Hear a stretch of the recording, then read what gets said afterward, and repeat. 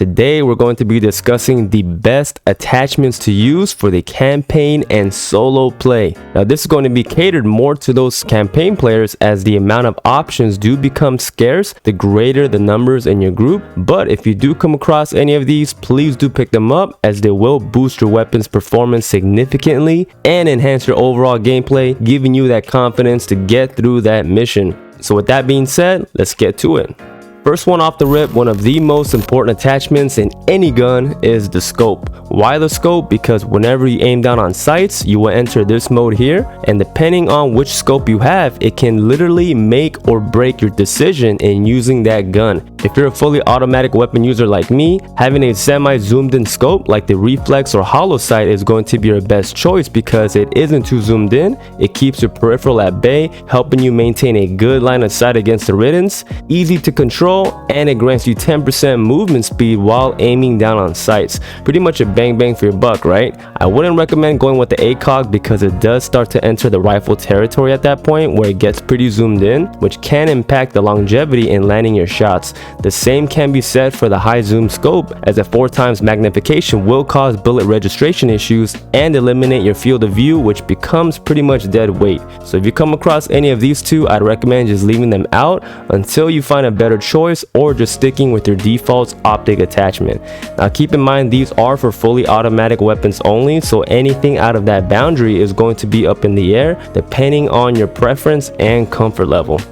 Moving on to attachment number 2, the magazine. Now this one is dope. There's multiple options to choose from depending on the weapon of choice. Personally for me, I like to run an LMG and SMG combo using the 2 is 1 and 1 is none card, which allows you to carry 2 primary weapons onto your slot. For LMGs, specifically the M249, I love running the extended fast magazine for that 50% mag size and 30% reload speed. This is crucial for guns like this, because with that high ammo cap, you will carry a long reload time, which will affect your fight-flight situation when needing to fire your weapon. Equipping this will help shorten that duration while adding 40 more rounds into the clip, which is a game changer. Now obviously you'll have to work with what you find in addition to the number of people within your group, but assuming you find the uncommon and rare tier of this piece, it'll be a good start. For SMGs, I like rotating between the extended P+ and fast magazine, because they generally have a decent amount of reload speed, so I like trading in for that extra 10% bullet damage. But in the exception where I do come across a difficult map such as Act 4, I like to have that extra reload time, because it gives me sustained DPS over a long period of time, and having half-second instant reload sometimes deal more damage due to its consistent firing rate.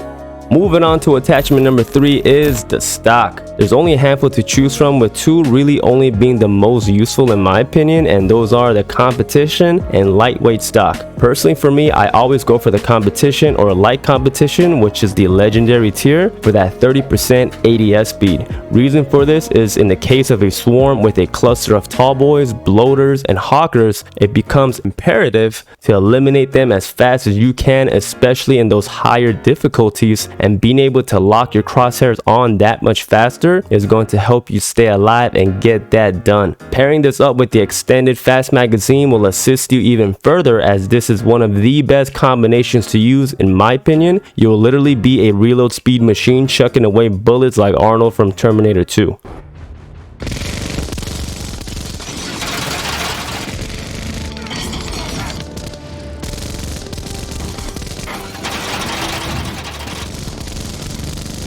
The second option I would go for is the lightweight stock for that 10% movement speed, and I would pretty much hold on to this until you find the competition stocks in any of their tiers, just because the benefits far outweigh the movement speed and is redundant anyway. And as far as the final stock, the tactical is not really useful, because it gives you 75% swap speed, and who really is going to be needing that when you can benefit from something more significant? Unless you're trying to become a gunslinger in the Wild Wild West, then by all means go for it. But other than that, yeah, I don't really see this much being of help throughout the long run.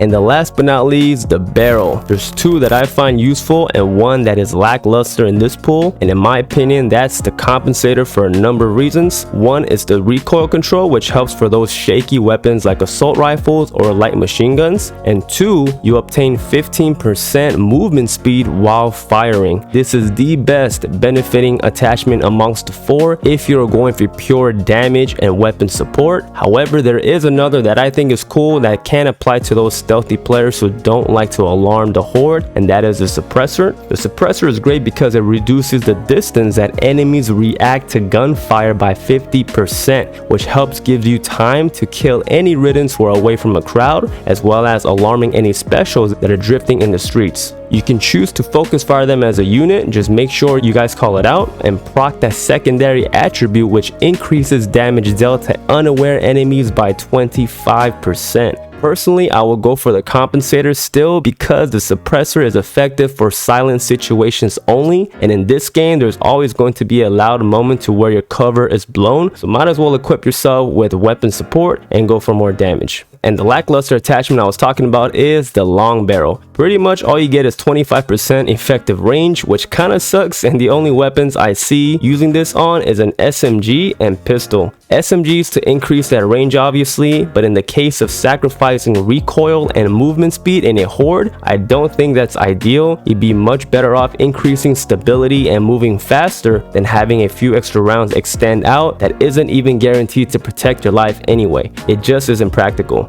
And for the pistol, you'd be silly to not even replace this with a primary weapon anyway, so it's pretty much out the window. So yeah, these are my takes and the best attachments to use for the campaign and solo series. If you guys enjoyed the video and found it useful, then subscribe to your boy and click that thumbs up on the bottom, as it would really help with the YouTube algorithm and support the channel. I got more Back 4 Blood coming your way, and until then, I'll see y'all in the next one. Peace.